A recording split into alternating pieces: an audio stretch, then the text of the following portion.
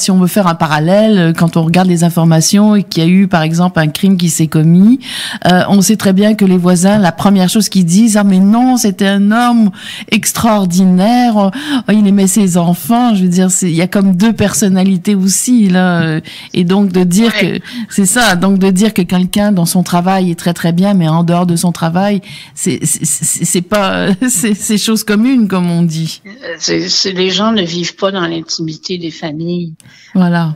C'est vrai qu'il doit y avoir des cas où, en apparence, on parle de gens normaux qui semblent avoir des comportements tout à fait normaux en famille avec leurs conjoints et qui, derrière les portes closes, ça se passe autrement. Je peux l'admettre, là.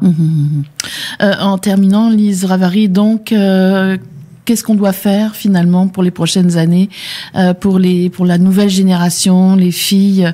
Est-ce qu'on doit parler davantage? Est-ce que on doit parler plus des victimes?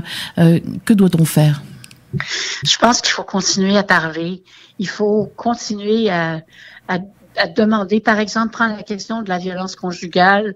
Il y a eu quand même beaucoup de personnes qui se sont manifestées sur la place publique. Les gouvernements ont avancé dans certaines choses. C'est pas complètement bloqué. Mais il faut prendre le taureau par les cornes, ne pas avoir peur de s'exprimer, ne pas avoir peur d'utiliser le mot féminisme et pas dire féminisme mais. Et aller chercher des alliés chez les hommes, parce qu'il y en a beaucoup. La majorité des hommes sont de notre côté et il faut pas laisser la minorité prendre tout le terrain. Et la seule façon de faire ça, c'est de parler. Merci beaucoup. Merci, Sophie.